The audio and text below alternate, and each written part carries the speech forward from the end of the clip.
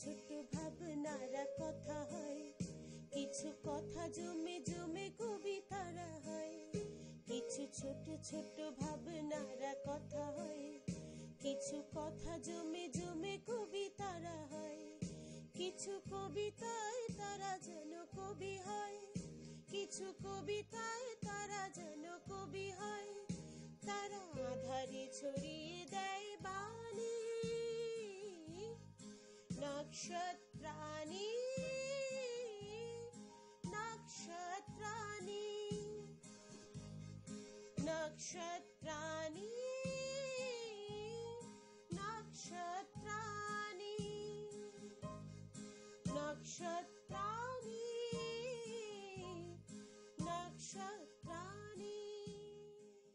পুরানো সেই দিনের কথা ভুলবি কি রে, আয়ো সেই চোখের দেখা প্রাণের কথা, সে কি বলা যায়। পুরানো সেই দিনের কথা ভুলবি কি রে, আয়ো সেই চোখের দেখা প্রাণের কথা, সে কি বলা যায়। পুরনো গান, পুরনো দিন আর পুরনো কথা এ কোনোদিন হারিয়ে যায় না, তাই আড্ডা বসে। আমরাও আজকে আড্ডায় এসেছি, কিন্তু এই আড্ডাটা কবিতার আড্ডা। তাই কবিতার আড্ডা নক্ষত্রাণী কবিতার কোলাজে আমি শাশ্বতী ভট্টাচার্য আপনাদের সাথে আলাপ করিয়ে দেব আবার তিনজন নতুন কবিকে। তাদের কাছ থেকে শুনে নেব কবিতা, গল্প, কিছু কথা। আমার সাথে রয়েছেন কবি স্মৃতিরেখা মুখার্জি, কবি অসীম মজুমদার নমস্কার, এবং কবি নমিতা দাস নমস্কার। চলে আসুন তাদের সম্বন্ধে একটু জেনে নিই। কবি স্মৃতিরেখা মুখার্জি জন্ম, কর্ম সবটুকুই চিত্তরঞ্জনে। সংসার সামলে কবিতা লেখা, কবিতা পড়া, এবং উনি নিজে অনেক সামাজিক সংগঠনের সাথেও যুক্ত, তাই তো নমিতা দি? স্মৃতিরেখা দি প্রচুর শিশু সংগঠনেও আপনি কাজ করছেন। রয়েছেন অসীম মজুমদার, এসেছেন চিত্তরঞ্জন থেকে। জন্ম, শিক্ষা, কর্ম সবই চিত্তরঞ্জনে। চাকরি করেন রেলে, একই সাথে সংসার সামলে থিয়েটার করেন এবং তার সাথে লেখালেখি। সায়েন্সের স্টুডেন্ট কি অসীমদা? ঠিক ঠিক। চলে আসি নমিতাদির কথায়। নমিতাদিকে আপনারা সবাই চেনেন। এবারে নমিতাদি আবার এসেছেন আমাদের সাথে। আসার কথা ছিল মনীষা করের, বিশেষ অসুবিধে থাকার জন্য উনি আসতে পারেননি, তাই নমিতাদি আমাদের মধ্যে চলে এসেছেন। নমিতাদির জন্ম কৃষ্ণনগরে, শিক্ষা এবং সবকিছুই কৃষ্ণনগরে, তাই তো নমিতাদি? কিন্তু বর্তমানে রয়েছেন মেডিকেল রিপ্রেজেন্টেটিভ হয়ে কলকাতাতে। ঠিক? গান এবং কবিতা তার নেশা। প্রথম কবিতা শুনে নেব স্মৃতিরেখাদির কাছ থেকে। বলো, কি কবিতা শোনাবে? আমার প্রথম কবিতা বসে আছি। বলো। ঘাসে রুমাল পেতে বসে আছি, বিছনায় বসে আছি জীবন পেতে, চেয়ারে বসে আছি সময় পেতে। কত রকম ভাবে বসে আছি, আরো কত রকম ভাবে বসবো। কোনো এক গাছের ছায়ার নিচে একদিন ছাই ছাই জ্যোৎস্না মাখানো জীবন পেতে বসবো। ইচ্ছে আছে একদিন আমিও গাছ হব, গল্প বলবো কোনো এক অঘটনের। তুমি ঘুম থেকে উঠে দেখবে চারিদিকে অসংখ্য গাছের মধ্যে যে গাছটি আমি।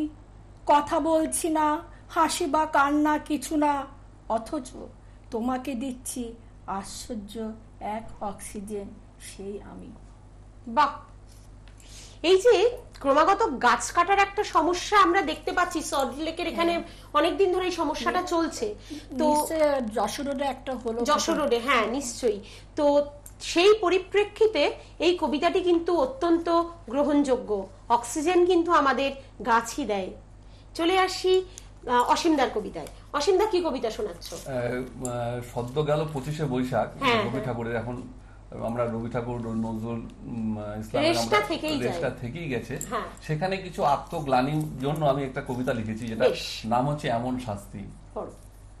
খুব সকালে শুয়েছিলেন ছাতিম তলায় একা, ঘুম ভাঙিয়ে ছোট্ট চিরকুট হাতে দিল খোকা। কার চিঠি এত সকালে এলো আমার কাছে? বিশ্বকবির হাতের লেখা সইটি তলায় আছে। 25শে বৈশাখ সকাল সকাল করবে তুমি সাক্ষাৎ, শাস্তি একটা পেতেই হবে জানো তুমি নির্ঘাত। পড়েই চিঠি মাথা খারাপ, শাস্তি পাবো কেন? অপরাধ কিছু করিনি তো, তবুও হেয়ালি হেন। আজ সকালে গেলাম আমি রবি ঠাকুরের বাড়ি, খানসামাকে খাবার দিতে কবি বলেন তড়িঘড়ি। অতঃপর গানে আর গল্পে নানান আলোচনা, কি ভীষণ শাস্তি দেবেন কবি যাচ্ছে না তো জানা। গুরুদেবকে নিজেই বলি, কি শাস্তি দেবেন এবার? কি অপরাধ করেছি আমি, কারণ জানি না তার। কবির মুখে প্রবল হাসি, নেড়ে আঙ্গুলগুলো, দেখেছো তোমার বুক সেলফে সঞ্চয়িতায় পড়েছে ধুলো। কত অবহেলায় রয়েছে সেখানে আমার গীতাঞ্জলি, নিজ লেখায় ব্যস্ত তুমি আমায় গিয়েছো ভুলি। কি শাস্তি দেব বলো, ভাবছি এখন সেটাই। শুভেচ্ছা যখন দিলে জন্মদিনে, তোমায় খাওয়াবো মিঠাই। কবিগুরুর রসিকতায় লজ্জা পেলেও হাসি, বিশ্বকবিকে প্রণাম করে বললাম আমি আসি। এমন সময় ঘুম ভাঙলো, বাঁচতেই পুজোর শাক, তাকেই দেখি ক্যালেন্ডারে আজ 25শে বৈশাখ। বাহ, খুব মিষ্টি একটা কবিতা শুনলাম আমরা। আশা করি এই কবিতাটা ছোটদেরও খুব ভালো লাগবে। চলে আসি নমিতাদির কাছে। নমিতাদি, তুমি আমাদের কি কবিতা শোনাচ্ছ? রিসেন্ট লন্ডনে যে ম্যানচেস্টারে যে ঘটনাটা ঘটেছে সেটার উপরে আমার একটা লেখা ছোট কবিতা বলছি। আচ্ছা। রক্ত ঝরিও না আর। 22 বছর বয়সে 22টা তাজা প্রাণ নিয়ে কি পেলে সলমন আবেদি? মৃত্যুর পর তো লজ্জা নিয়ে বেঁচে রইলে। তোমার মা বাবা ভাই বোন প্রেমিকা তাদের চোখের ঘৃণায় হলো তোমার সমাধি। আইএস তোমার মগজ ধোলাই করলো, তোমায় দিয়ে রক্তও ঝরালো। তাদের একবারও কি জিজ্ঞেস করেছিলে শিশুদের রক্ত ঝরিয়ে কেমন করে হওয়া যায় জিহাদি? ম্যানচেস্টার নয় আর, মানুষ খুন হোক বন্ধ, দুনিয়ায় সৃষ্টি করো ভালোবাসার নয়া নজির। ছোট্ট শিশুদের মুখে হাসি ফোটানোর করো অঙ্গীকার। তখন দেখো তোমাদের যোদ্ধা বলে পৃথিবী করবে স্বীকার। বাহ, সত্যি খুব ভালো লাগলো। আমরা যুদ্ধ চাই না, আসলে আমরা শান্তি চাই। খুব ভালো বাস্তব পরিপ্রেক্ষিতে এই কবিতা। আমরা চলে আসি স্মৃতিরেখাদির কাছে। এবারের পর্ব আমার পছন্দের কবিতা। আমার পছন্দের কবিতায় প্রথম স্মৃতিরেখাদির কাছ থেকে শুনবো টায়ারের দাগ। অসীমদা, তোমার কাছ থেকে শুনবো কার স্বার্থে। আর নমিতাদি, তোমার কাছ থেকে একটা শিশু সাহিত্যের কবিতা শুনবো। তুমি তো প্রচুর ছোটদের কবিতা লেখো, 3 বার শুনবো। ঠিক আছে, তাহলে শুরু করো স্মৃতিরেখাদি। আমার কবিতা টায়ারের দাগ। এরপরেও কি আমি ধ্বংসস্তূপে বসে মানুষের গল্প বলবো তোকে? হাত নেড়ে গুড বাই বলা যতটা সহজ, বন্দি ঘরে নিজেকে সামলানো ততটাই কঠিন। মন খুলে কতদিন সংসারে গল্প বলিনি মার সাথে। বাড়ির উত্তর দিকে তেঁতুল গাছটা, ওই গাছটা আমার ঠাকুমা, যার কাছে 47, 72 আর 2006-এর মধ্যে কোনো তফাৎ নেই। জল খনিজ লবণের কথা বারবার শুনতে শুনতে গল্পগুলো কেমন পাতা ঝরা হলুদ রং। এইসব পাত কুড়ানো অধ্যায়গুলি বাদ দিলে তোকে বলার মতো কিছুই অবশিষ্ট থাকে না। তবু গল্প যখন, তারও তো ভাত কাপড় চাই। ভাত কাপড়ের জন্য ভিখারির থালা, বাঁচার জন্য চাই গা-গঞ্জে অক্সিজেন ভরা বিস্তীর্ণ ক্ষেত খামার। সুদিনে গল্পে হেঁটে যাওয়া মানুষের পায়ের ছাপ ছিল, আজ কেবল টায়ারের দাগ। ভীষণ ভালো একটা কবিতা শুনলাম আমরা। আগে মানুষের পায়ের ছাপ ছিল, এখন টায়ারের দাগ।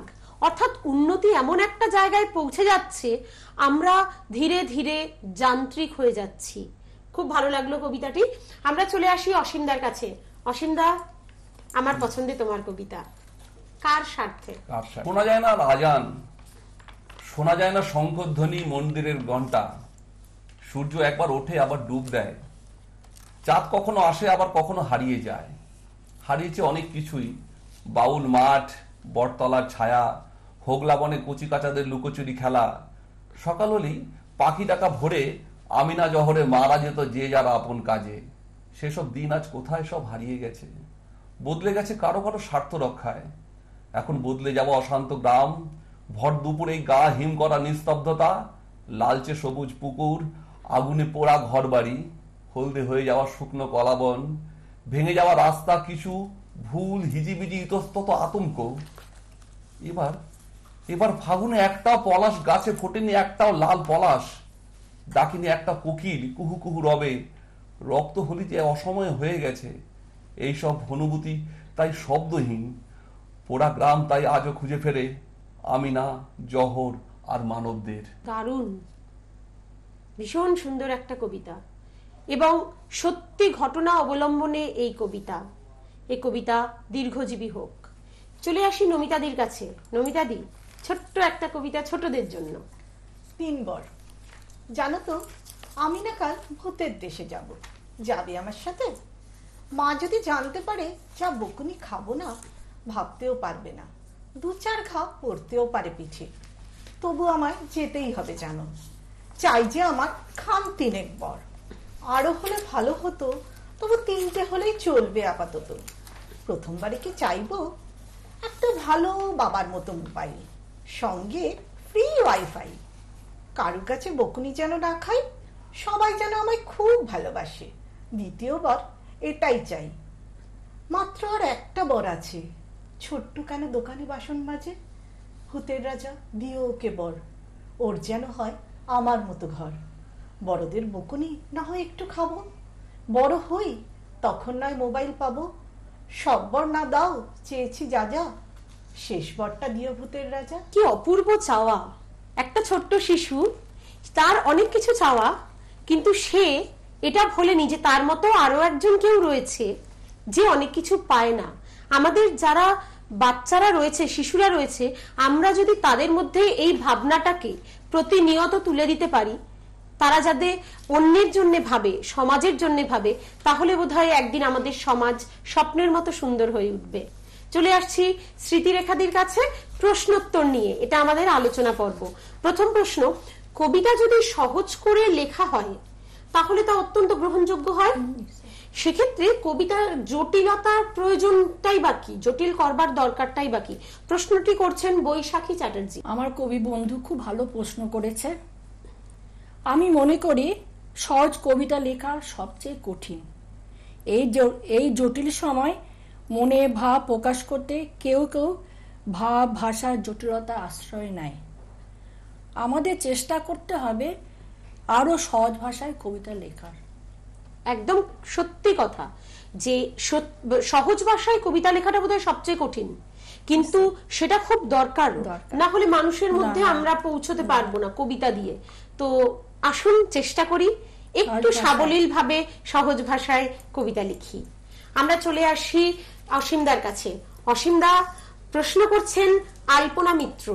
তোমার প্রশ্ন হচ্ছে, কিছু নির্দিষ্ট কবিকে নির্বাচন করে দিলে, ধরো কোনো একটা পত্রিকার অনুষ্ঠান চলছে, সেই অনুষ্ঠানে পরপর প্রচুর পাঠক, মানে গণকবিতা পাঠের একটা ব্যাপার থেকে যায়।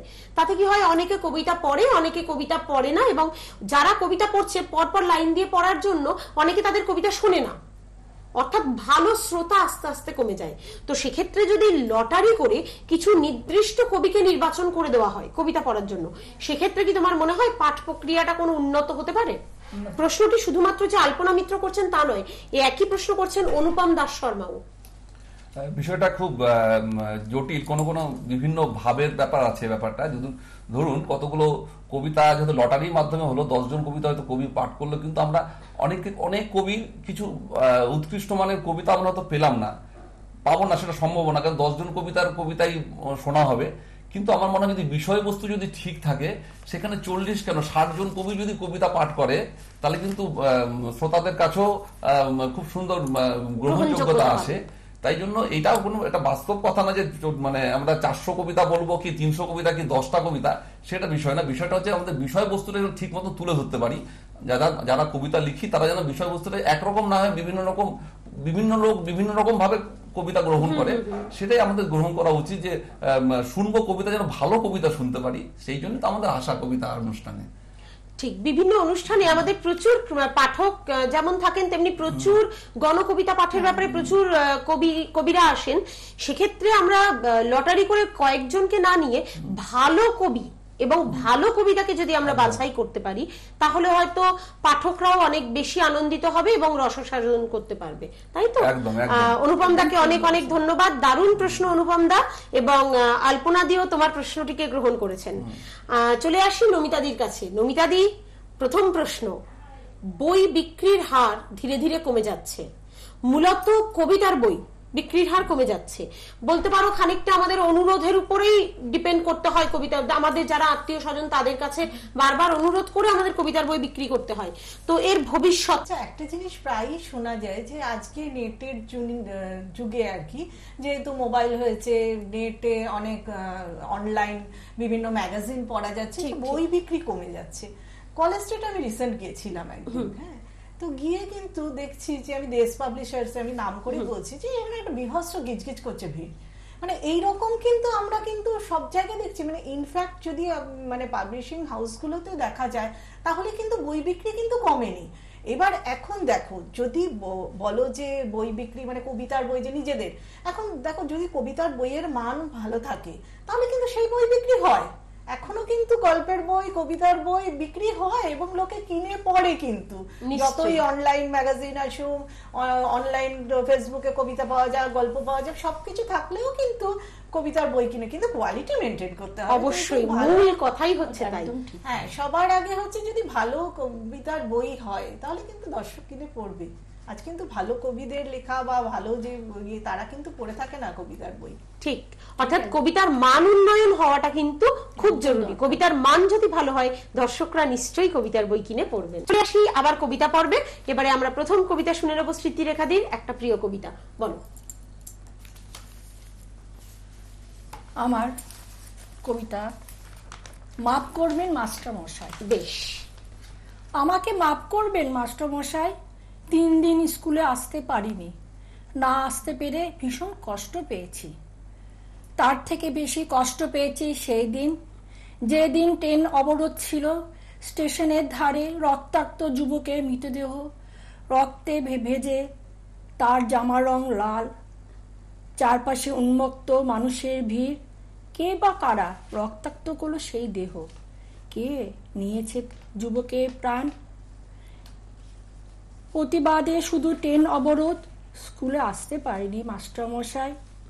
তারপরের দিন ঘর থেকে বের হয়েছিলাম স্কুলে আসবো বলে, পারলাম না মাস্টারমশাই।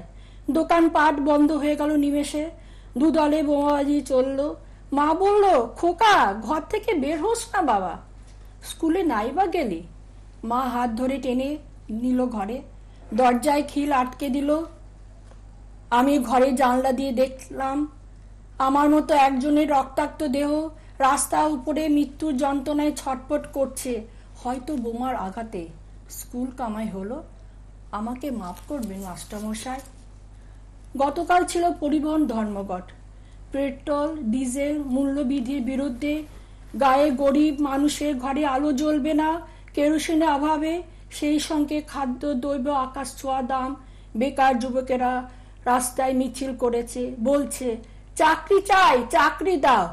জঙ্গলমহলে মানুষের লড়াই, গভীর অরণ্যের স্রোতের এই সে দিন মিছিলের রাজপথ বন্ধ। সে কি বলতে চাই বুঝিনি, গতকাল আসতে পারিনি মাস্টারমশাই, আমাকে মাফ করবেন। স্কুলের ছাত্র, ছোট্ট ছেলে, তার কথা সে মাস্টারমশাইকে জানাচ্ছে তার অনুপস্থিতির কারণ। একদিন নয়, দুদিন নয়, পর পর 3 দিন, এবং প্রত্যেকটা কারণ সমাজের সাথে জড়িত। কবিতাটা যতটা না কবিতা, তার থেকে অনেক বেশি ছবিতা। বোধহয় মাস্টারমশাইয়ের কাছে সকরুণ আবেদনের সাথে সাথে আমরা এটাও দেখতে পাই যে না, এগুলো যদি চলতেই থাকে, এই সামাজিক সমস্যাগুলো যদি দিনের পর দিন চলতে থাকে, আমাদের শিক্ষা ব্যবস্থা কিন্তু নড়বড়ে হয়ে যাবে। ভালো লাগলো দিদি কবিতাটা। চলে আসি অসীমদার কাছে, কি কবিতা শোনাবে? কন্যা শিশু। বাহ, বলো। ঘুমিয়ে আছে ফুটপাতে একটি কন্যা শিশু, দূরে দাঁড়িয়ে তারে লক্ষ্য করে 4 পেয়ে এক পশু। মুখ দিয়ে তার গড়িয়ে পড়ে লালা, শিশুটি ওখানে ফুটপাতে শুয়ে অসহায় একেলা। লালায় তখন ভিজে যাচ্ছে ওখানে রাস্তা, অথচ রাস্তাটা ভেজার কথা ছিল বৃষ্টির জলে। কতগুলো দ্বিপদী পশু ফিরে গেল তার অবহেলে, অথচ শিশুটির কথা ছিল থাকবে তার মায়ের কোলে। আজ থেকে সে যে অনাথ পথ শিশু একজনা, বড় হয়ে হয়তো হবে সে ধর্ষিতা অথবা বারঙ্গনা। ঘুমিয়ে আছে রাস্তাঘাট, ঘুমিয়ে আছে ট্রাফিকের আলো, জেগে আছে ওই নিয়ন আলোর নিচে ত্রিফলা বাতিগুলো। আর জেগে আছে আমার মতন এক অসহায় কবি, কবিতায় যে শুধু আঁকতে পারে ঘুম ধরা সমাজের ছবি। দূরে কোথাও জানলায় গ্রিল ধরে দাঁড়িয়ে কোনো সন্তানহারা মা হাহাকার করে বুক চাপড়িয়ে।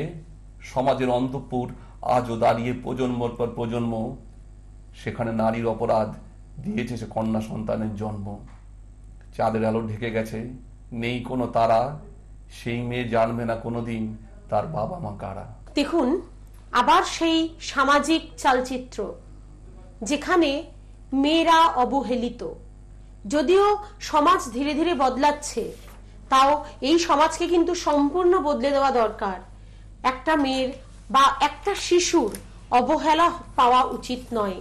কন্যা শিশু তো কি, শিশু তো। চলে আসি নমিতাদির কবিতায়। কি কবিতা শোনাচ্ছ? প্রথম দেখা, একটা প্রেমের কবিতা। বাহ, একটা মিষ্টি প্রেমের কবিতা শুনবো আমরা। তোমার সাথে আমার প্রথম দেখা, অচেনার গাম্ভীর্য নয়, অনেক দিনের পরিচিতির মতো। যেন কাল বিকেলেই দেখা হয়েছিল, কেটেছে মাঝে রাত। অসম্পূর্ণ কথার রেস ধরেই আবার এগিয়েছে কথা যত। নেই জড়তা, নেই গম্ভীরতা, শুধু অনুভূতির এক অপূর্ব আস্বাদ। কবিতার পাতা থেকে যে দেখা এসেছে স্বপ্নের মতো, আজ রৌদ্রে হলো তপ্ত শুকনো আমাদের প্রথম দেখা। বাহ, ভীষণ সুন্দর একটা কবিতা শুনলাম, প্রেমের কবিতা। আমাদের এই পর্বটি বিশেষ মনন পর্ব, অর্থাৎ আমাদের যে তিনজন কবি এসেছেন প্রত্যেকেই মনন সাহিত্য সংসদের সাথে যুক্ত, এবং আজকে মনন সাহিত্য সংসদকেই তারা রিপ্রেজেন্ট করছেন এখানে। চলে আসি স্মৃতিরেখাদির কাছে আবার আমার পছন্দের পর্বে। আমার পছন্দের পর্বে আমি স্মৃতিরেখাদির কাছ থেকে শুনবো ঋণ শোধ। ঠিক আছে? অসীম দা, তোমাকে আমি বলবো সুখী বৃদ্ধাশ্রম কবিতাটা শোনাতে, আর নমিতাদি তোমার সীতার পাতাল প্রবেশ। ঠিক আছে, চলো স্মৃতিরেখাদি। ঋণ শোধ। অনেকদিন আগে একজন আমার কাছে কয়েক ফোঁটা চোখের জল গচ্ছিত রেখেছিল। বলেছিল, একে তোমার মতো ব্যবহার করো, এখন তো নিজের করে। অনেকদিন পর ভাবছি, নেড়ে চড়ে দেখি তো ওরা কেমন আছে। বুকে তলানি থেকে তুলে আনলাম, দেখলাম কয়েকটা ঝুড়ো ফুল পড়ে আছে সেখানে। ঝুড়ো ফুলের মালা গেঁথে ঋণ শোধ করলাম সেই অদৃশ্য আত্মাকে। বাহ, বুকের তলানি থেকে তুলে আনা, খুব সুন্দর শব্দের ব্যবহার এখানে আমরা দেখলাম, ভালো লাগলো দিদি। চলে আসি অসীমদার কাছে। অসীমদা, শুনিয়ে দাও। সুখী বৃদ্ধাশ্রম। ফুটপাতে শুয়ে আছে কে ওই লোকটা, চুলগুলো উস্কো খুস্কো, বড্ড চেনা মুখটা। মুখ ভর্তি সাদা দাড়ি, চশমা আছে চোখে, কেমন জানি মায়া লাগে করুণ মুখটা দেখে। বিছানা বলতে আছে শুধু ফুটপাতের তৃণভূমি। সত্যি কথা, এগুলো যে সবই সরকারেরই জমি। অন্য মনস্ক সেই মানুষটা মনে মনেই বকে, জমায়েত দর্শক তাকে অবাক চোখে দেখে। হঠাৎ হাজির সেতায় উর্দিধারী পুলিশ। যা, ভাগ এখনই, নইলে করবো তোকে মালিশ। অসহায় বৃদ্ধ লোকটি হতাশায় হতবাক, চোখে তার বিস্ময়, মনে প্রশ্ন ঝাঁক ঝাঁক। নয়তো আমি তস্কর, নইগো আমি চোর, এখানে তুই শুয়েছিলাম আমি রাত ভোর। তোমাদের পাকা ধানে দেইনি কোনো মই, না করেছি চিটিংবাজি, ডাকাত আমি নই। অপরাধ যা করেছি ওই ছেলে মানুষ করে, যা ছিল আমার সব তারে দিয়েছি উজাড় করে। বৌমাকে কি দোষ দেব বলো, সে যে পরের মেয়ে। ভালো কথা বললেও সে যে রেগে আসে ধেয়ে। ছেলের মা সেই কবে হয়েছেন গত, তিনি অনেক ভাগ্যবতী, তাকে দেখতে হয়নি এত। আজ তাই অনাহারে মোর দিনটা কেটে যায়, ছেলের মায়ের স্মৃতি ভেবেই মনটা ভরে যায়। পেটের দায়ে ঘুরি আমি নানান অজানায়, ইচ্ছে হয় না ফিরতে রোজ সেই একই ঠিকানায়। বৃদ্ধ হয়েও করতে হয় ভীষণ পরিশ্রম, ছেলের দেওয়া ঠিকানা আমার সুখী বৃদ্ধাশ্রম। কি সুখী বৃদ্ধাশ্রম? দেখুন, কবি সামাজিক চালচিত্র আঁকেন তার প্রত্যেকটি কবিতায়। এক বৃদ্ধ মানুষ যার সব থেকেও নেই, যার সন্তান আছেন পুত্রবধূ আছেন, অথচ তাকে দেখার কেউ নেই। হয়তো সে মনে মনে একটা সুখী সংসার চেয়েছেন, কিন্তু সে সুখী বৃদ্ধাশ্রমটুকুও পাননি। চলে আসি নমিতাদির কাছে, শুনিয়ে দাও তোমার সেই সীতার পাতাল প্রবেশ। সীতার পাতাল প্রবেশ। আচ্ছা বলো তো রঘুনন্দন, একবারও কি সীতার পাতাল প্রবেশের জন্য নিজেকে দায়ী করেছো? একবারও কি মনে হয়নি তোমার রাবণ যখন সীতাকে করেছিল অপহরণ, তাতে তোমারও ব্যর্থতা ছিল? তুমি পারোনি রক্ষা করতে সীতাকে। তুমি তো বনবাসী হলে, পুত্র ধর্ম পালন করতে। জনক রাজকন্যাও বনবাসী হলো তোমার সাথে, তাতে কি দেখনি তার ভালোবাসা? আর রাবণ যখন হরণ করলো সীতাকে, তার দায়ও দিলে তাকে লক্ষণ রেখা লঙ্ঘন করার অপরাধে। তোমার, শুধুই তোমার অক্ষমতায় থাকতে হলো দশাননের কারাগারে তাকে দিনের পর দিন, রাতের পর রাত। কেন রাবণের বন্দি গৃহ থেকে আসার পর দিতে হলো অগ্নি পরীক্ষা? আবারও তো সমাজের ভয়ে ত্যাগ করলে সীতাকে। এই তোমার পৌরুষ নাকি কাপুরুষতা? পিতা থাকতেও পিতা ছাড়া মানুষ হলো তোমার লবকুশ, তোমার সন্তান। এর জন্য কি তুমি দায়ী নাও রাম? আবারও সীতাকে গ্রহণ করার আগে সন্দেহের বশে দাবি করো অগ্নি পরীক্ষা। ঠিক তোমায় রাম, এই তোমার রাম রাজত্ব? যুগ যুগ ধরে এভাবেই চলেছে নারীর অপমান। আর নয় হে যুগাবতার, সীতার পাতাল প্রবেশ আদতে পুরুষেরই স্বেচ্ছাচার। আমরা কিন্তু দারুণ হলো। কবিতাটা একদম অন্য রকম ভাবে পেলাম। মানে আমরা রামায়ণে যা পড়েছি, এখানে কিন্তু তার একটা সুন্দর প্রতিবাদ দেখলাম এবং খুব ভালো লাগলো। সত্যি নমিতাদি, ভীষণ ভালো লাগলো কবিতাটা। সীতার পাতাল প্রবেশ, কেন সীতা পাতালে প্রবেশ করবেন, এবং এখানে কিন্তু কবি রামচন্দ্রকেই দায়ী করেছেন। খুব ভালো লাগলো। চলে আসি স্মৃতিরেখাদির কাছে। এবারে আবার আমাদের প্রশ্নোত্তর বা আলোচনা পর্ব। প্রথম তোমাকে একটু জিজ্ঞেস করি স্মৃতিরেখাদি, তুমি এই যে এত কবিতা লিখছো সংসার করে সবকিছু করে, তো তোমাকে কে অনুপ্রেরণা দেয়? অনুপ্রেরণা দেয় কেন, আমার বাবা ছিল একজন মাস্টারমশাই। আচ্ছা, বাবার কাছে কিছু কিছু পেয়েছি, আমার দাদাদের কাছ থেকে। তারপর আমি নিখিল ভারত বঙ্গ সাহিত্যের সদস্য একজন। আচ্ছা, ওখানে বিশেষ করে আমরা সব সম্মেলনে যাই, ওখানে যা দেখি ওখান থেকে আমাদের মনে গেঁথে যায় যে ও পাচ্ছে, আমি পারবো না কেন। ঠিক, এই জিনিসটার জন্য এটাই আমাদের একটু একটু করে তোমরা এগোচ্ছ এখানে। বাহ। চলে আসি অসীমদার কাছে। অসীমদা, সমাজ বা পারিপার্শ্বিক পরিস্থিতি, এই যে আমাদের কন্টিনিউয়াসলি এদের সাথে যুদ্ধ করতে হয়, তা তোমার কি মনে হয় যে এখান থেকে আমরা কবিতার কোনো রসদ খুঁজে পাই? অবশ্যই। আমার লেখাতে আমি যেগুলো কবিতাগুলো লিখি মূলত সেসব পিছিয়ে পড়া মানুষদের দিকে, যারা সে নির্যাতিত হোক বা বিভিন্ন এই ঘটনাগুলো ঘটে। সব কবিতা তো সব জায়গায় প্রকাশ করা যায় না, কিন্তু আমার কবিতার কলম চলে সব জায়গায়। আমি এরকম কবিতা লিখি, ধরুন এই যে বৃদ্ধাশ্রম নিয়ে বা কোনো নির্যাতিত মেয়েরা। রিসেন্টলি আমি একটা হোমে ঘুরে আসলাম, সেখানে দেখে এসেছি যে মেয়েদের উপর কোনো হোম অত্যাচার করছে, কোনো ভালো হচ্ছে হয়তো। সেরকম মেয়েরা কিন্তু খুব পিছিয়ে। আমরা যতই নারী স্বাধীনতার কথা বলি, কিন্তু আমরা মেয়েরাই মেয়েদেরকে বিক্রি করছি। মেয়েরাই কিন্তু, শুধু পুরুষরা দায়ী নয়, মেয়েরাও কিন্তু সমানভাবে দায়ী। আজকে বিভিন্ন জায়গায় যত ঘটনা ঘটছে, কিছু না কিছু হলো, তার মধ্যে কিছু হলো মেয়েদের কিছু হাত থাকে। তবুও আমরা চাই যে আমরা সমাজটা সবাই কাঁধ মিলিয়ে লড়বো। তার জন্য কবিতা আমার লেখার মূল উদ্দেশ্য, যে যাতে সমাজকে কিছু দিতে পারি শুধু। এবং তাই রসদটাও তুমি সমাজ থেকেই পাই। আমি বাচ্চাদের অনুষ্ঠান করি, স্মৃতিদিও পাশে রয়েছে। আমরা একটা শিশু উৎসব করি, যেখানে আমরা বাচ্চাদের নিয়ে প্রায় 500 বাচ্চাকে নিয়ে আমরা কাজকর্ম করি। আচ্ছা আচ্ছা আচ্ছা, বাহ। তো বাচ্চা আমার ছেলে মেয়ে বড় হয়ে গেছে এখন, কিন্তু সেই বাচ্চাদের প্রতি টানটা রয়েই গেছে এখনো। অনেকে আমাকে কেউ কাকু ডাকে, কেউ জেঠু ডাকে, কেউ মামা ডাকে। বিভিন্ন রকম একটা সম্পর্ক হয়ে গেছে তাদের গার্জিয়ানদের সাথে। দেখা হলে তাদের বাচ্চারা বড় হয়ে গেছে, কাকু যাচ্ছে। এটাই পাওয়া আমাদের, ভীষণ বড় পাওয়া। চলে আসি নমিতাদির কাছে। সাধারণ পাঠকদের জন্য কবিতাকে তো আরো বেশি আকর্ষণীয় করে তোলা দরকার, তো তার জন্য কি কি করা উচিত বলে তোমার মনে হয়? প্রশ্নটি রাখছেন কবি সদানন্দ রায়। ওনাকে ধন্যবাদ জানিয়ে বলছি যে সাধারণ পাঠকদের জন্য কবিতা সহজবোধ্য করতে হবে। বেশ, কিভাবে? সহজ ভাষায় লিখতে হবে, যেটা সবার বুঝতে পারা যায়। হয়তো আমরা কবিতার মধ্যে রূপক ব্যবহার করা হয়, ঠিক আছে, সবকিছুই ঠিক আছে, কিন্তু মানুষের যেটা বোধগম্য হয়, হয়তো একটা বিশেষ শ্রেণী হয়তো বুঝতে পারে কবিতাটা বা দুবার তিনবার পড়ার পর, কিন্তু সবাই তো বুঝতে পারে না, অনেকের কাছে, যার জন্য কবিতার আকর্ষণটা কম।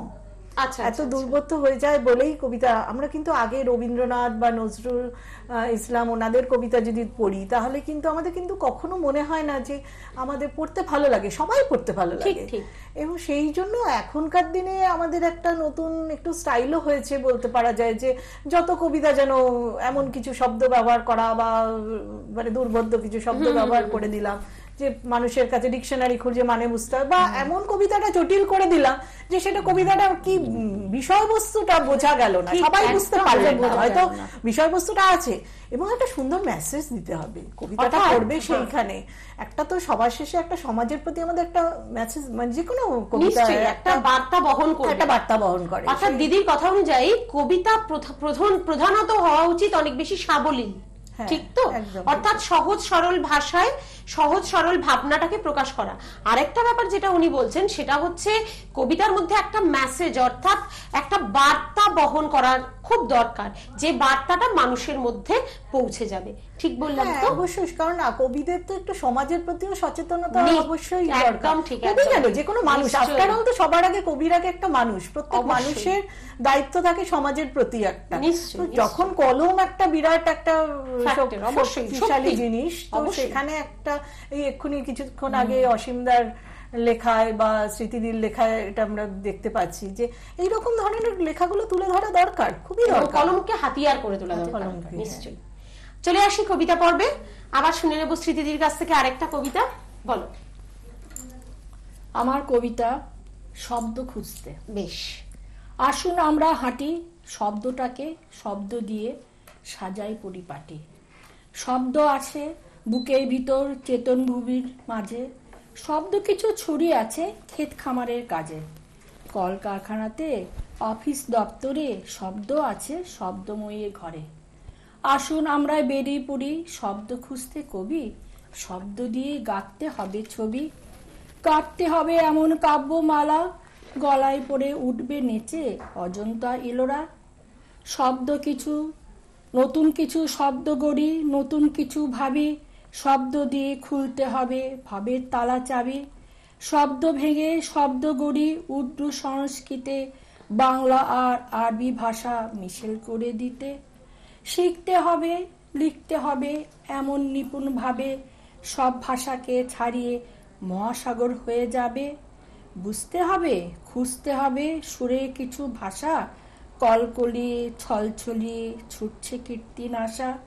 শব্দ গড়ুন, শব্দ ভাঙুন কথার ফাঁকে ফাঁকে, শব্দ দিয়ে সাজিয়ে তুলুন প্রাণের প্রতিমাকে। আসুন সবাই আসুন, শব্দ খুঁজতে বেরিয়ে পড়ি, শব্দকে ভালোবাসুন। এটাই কবির প্রধান কাজ, শব্দ খোঁজা, শব্দ ভেঙে নতুন শব্দ গড়া, আর শব্দ দিয়ে কিছু বলা। তাই আমাদের কবি স্মৃতিরেখাদি ডেকেছেন আমাদের শব্দ খুঁজতে। খুব ভালো লাগলো। চলে আসি অসীমদার কাছে, কি কবিতা শোনাবে? এটা একটা বিরহের কবিতা বলি। আচ্ছা, কবিতা তো হলো, একটা বিরহের কবিতা বলি। অক্ষয় প্রেম। তুমি কি জেগে আছো তনু? তানিশা, তুমি কি জেগে আছো? আমি জানি তুমি আর জাগো না, তুমি জাগো না আমার জন্য। যদি জেগে থাকো তবে কি ভাবো কি একবারও আমার কথা?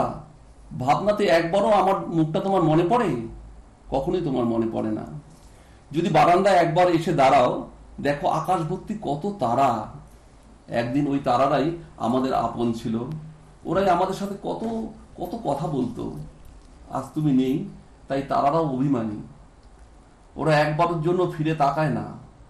তনু, তোমার সেই গানগুলো মনে পড়ে, যে গানগুলো আমি মুগ্ধ হয়ে শুনতাম, সাক্ষী থাকতো ওই রূপালী চাঁদ, যে গান শুনিয়ে আমায় তুমি ঘুম পাড়াতে।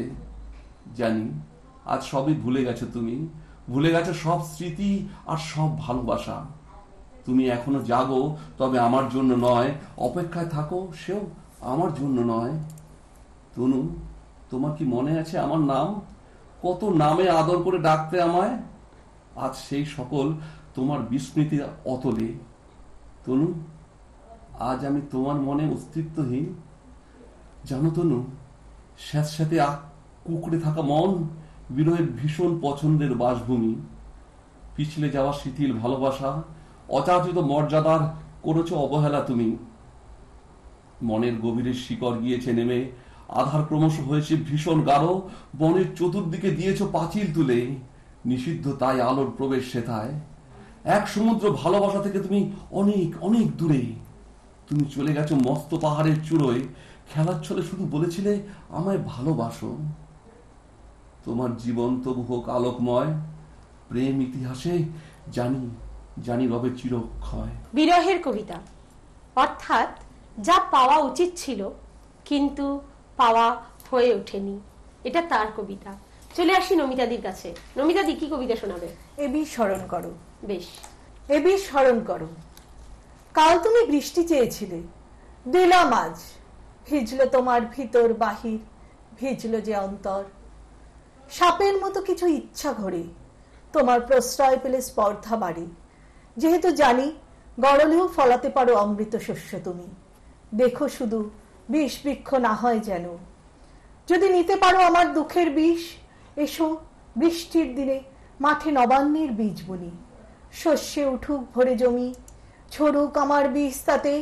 নতুন অঙ্কুর নতুন কিশলয়, যে গরল করেছ পান তার প্রতিটি বীজে আসুক নতুন করি। পাখির কলরবে ধরা দিক অবাক বিস্ময়। ভালোবাসলে বিশ্ব পারিজাত ফোটে জানি। আমি তো সামান্য মেয়ে, চেয়েছি সবুজ মাঠ, আর যেন তার আলে আমাকে ডাকো বসন্ত কোকিল। ভালোবাসলে বিশ্বেও পারিজাত ফোটে জানি, কি অনবদ্য ভাবনা। এবং ভালোবাসাকে কত বড় মর্যাদা দিলে, কত বড় সম্মান দিলে কবি এ ভাবনা ভাবতে পারেন। চলে আসি আমার পছন্দের কবিতায়। আমার পছন্দে এবারে স্মৃতিরেখা দিয়ে তোমার কাছ থেকে শুনবো সোনালী রোদ্দুর। সোনালী রোদ্দুর। দিগন্তে এক কোণে লাল সূর্যে আভা, এই তো নতুন সকাল, কিন্তু অন্ধকার কাটিনি এখনো। সারা আকাশ ছেয়ে আছে ঘন কালো মেঘ, আসন্ন কালবৈশাখী ঝড়ের সংকেত। থমকে চেয়ে আছে দুরন্ত বাতাস, থেমে আছে নদী আর সাগরে উতাল ঢেউ। সামান্য সময়ে অপেক্ষায়, কখনো হয়তো হঠাৎ ঝরে যাবে যত ফোঁটা ফুল। সমূলে উপড়ে যাবে কোনো কোনো ময়ূর, চাপা পড়ে যাবে বেশ কিছু আরণ্য পশু। ছিঁড়ে ছুঁড়ে উড়ে যাবে অসংখ্য পাখিদের বাসা, ধসে যাবে শত শত সাজানো ঘর বাড়ি। তাই আদো ঘুমে জেগে আছি বিপন্ন মানুষ, আছে সোনালী রোদ্দুরে সেই একান্ত প্রত্যাশা। আমরা ভয় পাই এবং এই ভেঙে যাওয়া এবং ধ্বংসের ভয় থেকে আমাদের একমাত্র আশা ভরসা সেই সোনালী দিনগুলো চাওয়া। তাই কবির এই নিবেদন সোনালী রোদ্দুর। চলে আসি দাদার কাছে। অসীমদা বলো। আমি যেখানে বড় যদি চাঁদ, যদি চাঁদ, তার আগে একটু বলে দিই, আমি যেখানে বড় হয়েছে সেখানে একটা শহরতলি ছিল, এখন প্রায় শেষের মুখে। একটা কারখানা ছিল রূপনারায়ণপুর হিন্দুস্তান কেবেলস, সেটা বন্ধ হয়ে গেছে। সেখানে কোয়ার্টারগুলো থেকে ভেঙে নিয়ে যাচ্ছে জিনিসপত্র। খুব চোখের সামনে একটা বর্ধিষ্ণু একটা শহর ছিল, সেটা এখন শেষের মুখে। খুব কালচারাল জায়গা ছিল। তো সেখানে আমি প্রতিদিন যাতায়াত করতাম সেই পথ দিয়ে। তো সেটার উপর ভরসা করে আমি একটা কবিতা লিখেছি, যদি চাঁদ। এটা কিন্তু আশার কবিতা। আচ্ছা। জানলা দরজায় ফিরে আসে তীব্র হিমশ্বাস, কখনো অগ্নিমানে বিদ্ধ হয় পরাজিত ক্রোধ। মুহুর্মুহু অন্তরে বাহিরে সশব্দ ঝংকার, বিবেক নাড়িয়ে দিয়ে ঘিরে ধরে অসহায় বোধ। পদতলে পতনের ত্রাস, ধ্বংসের ভিতর হাঁটি, কানে শুধু ভেসে আসে ভাঙাচোরা সড়কের গান। ধ্বংসের দীর্ঘ ছায়া, ভগ্ন ইমারতের ফসিল, ঘন তমসায় রাত্রিবাস, নিমজ্জিত স্বপ্ন ভাসমান। ধোঁয়াহীন কারখানা, শ্রমিক এলোমেলো, আছে শুধু পেটে ক্ষুধা, নেই জল আলো। হুক্কা হওয়া হাততালি দেয় আধার ছমছম, বেকার যুবক তোলা তোলে খায় আস্তায় দিগ্ভ্রম। ধ্বংসই কি শেষ কথা, পরাজিতের অবনত স্বর, অনাহার ইশারা, রৌদ্র প্রখর অনটন। বিনাশই শেষ নয়, হতাশার শেষ আছে জানি, সভ্যতার শেষের শুরু তাই আজ অনিচ্ছাতেও মানি। ফিনিক্স পাখির মতন যদি কখনো হয় এমন, জ্বলে ওঠে আলো, মেঘ সরে চাঁদ দেখা দেয় আহা। জেগে ওঠে জনপদ কোনো আশ্চর্য জাদুকরের ছোঁয়ায়, ভোরের সূর্যটা লাল দেখাবে ওই কারখানার ধোঁয়ায়। নমস্কার। কবি কিন্তু এখানে জাদু করতে চেয়েছেন, অর্থাৎ যেখানে ধীরে ধীরে চেনা পরিচিত জিনিসগুলো হারিয়ে যাচ্ছে, আমরা আবার সেখানে নতুনের সেই আনন্দ ফিরে পেতে চাই, এবং কবি জাদুকর হয়ে সেগুলোকেই আমাদের কাছে ফিরিয়ে দিতে চেয়েছেন। ঠিক তো অসীমদা? চলে আসি নমিতাদির কাছে। নমিতাদি, দেবী হতে জাগে সাধ। দেবী হতে জাগে সাধ, আমার তবে ধুত্রা ফুল ফোটে, আমার দেহে আছে শিবের বাস। মানবী, তাই আমার মনে দেবী হতে জাগে ভীষণ সাধ। খড়গ হাতে দেবী যদি হই, অনাচারীর করব আমি নাশ। নতুন মাঠে নবান্ন ধান বুনে সতেজ সুখে রাখবো 12 মাস। সুন্দর আর শক্তিতে ভরপুর দেবী হব আজকে আমি ওগো, পৃথিবীটাকে নতুন করে গড়তে আমার যে ভীষণ বড় সাধ। বাহ, দেবী হতে জাগে সাধ, অর্থাৎ এখানে কবি দেবী হতে চেয়েছেন নতুন করে একটা নতুন পৃথিবীর জন্ম দিতে। আশা করি এই পৃথিবীতে স্বপ্ন থাকবে, সুখ থাকবে, স্বাধীনতা থাকবে, শান্তি থাকবে, ভালোবাসা থাকবে। আমরা যুদ্ধ চাই না, আমরা হতাশা চাই না, গ্লানি চাই না, তাই তো? শান্তি চাই। তো অনুষ্ঠান শেষের মুখে আমার একটা কবিতা শুনতে চেয়েছো তোমরা, শোনাই। জলজ। প্রতি পূর্ণিমার রাতে সহজাত ধারায় চন্দ্র তার যুক্তাক্ষর ভেঙে চাঁদ হয়ে যায়। অশরীরী বাতাস দৃষ্টি কাঁপিয়ে দিয়ে যায়। হয়তো বৃত্তাকার চাঁদের নিজস্বীয় কাঁপে, দিঘির বুক ভেদ করে উথলে ওঠে আলো জলীয় উত্তাপে। আমি ডুবুরির মতো মুক্ত খুঁজে পেতে ভিজে যাই আপাদ মস্তক, জল খাই। আজলা ভরা জলে চাঁদ ও বানান ভেঙে ফেলে। বানান থেকে মুক্ত তুলে নিতে আমি রোজ রাতে জলজ হয়ে যাই। বাহ, দারুণ দারুণ, খুব সুন্দর, দারুণ। আজকের মতো অনুষ্ঠান এখানেই শেষ করতে হবে। প্রত্যেক সপ্তাহের মতো এ সপ্তাহেও 3 জন কবির হাতে আমি তুলে দেব সিটিএন টিভি কর্তৃপক্ষের তরফ থেকে কবিদের মানপত্র। আসুন দেখে নিই। প্রত্যেক সপ্তাহের মতো এ সপ্তাহেও আমরা কবিদের হাতে তুলে দেব মানপত্র। আমার সাথে রয়েছেন মনন সাহিত্য সংসদের কর্ণধার শ্রী স্নেহাশিস চক্রবর্তী, উনি নিজেও কবি এবং গল্পকার। তো স্নেহাশিস দা, তুমি মানপত্রগুলো তুলে দাও। প্রথমে ডেকে নিচ্ছি স্মৃতিরেখা মুখোপাধ্যায়কে,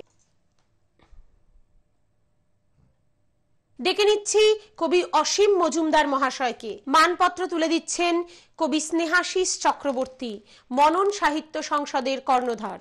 ডেকে নিচ্ছি কবি নমিতা দাসকে। মানপত্র তুলে দিচ্ছেন কবি স্নেহাশিস চক্রবর্তী, মনন সাহিত্য সংসদের পক্ষ থেকে উনি আজ উপস্থিত হয়েছেন। নমিতাদি, তোমাকে অনেক অনেক ধন্যবাদ। তুমি সত্যি আজকে হঠাৎ করে এসেছো আমাদের মধ্যে। মনীষাদি আসেনি বলে উনি আজকে এসছেন আমাদের মধ্যে। আমাদের আজকের অনুষ্ঠান এই পর্যন্তই।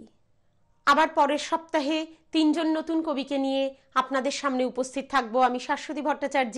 ততক্ষণ পর্যন্ত অপেক্ষা করুন নক্ষত্রাণী কবিতার কোলাজের জন্য। আর ভালো থাকুন, খুব খুব ভালো থাকুন। নমস্কার।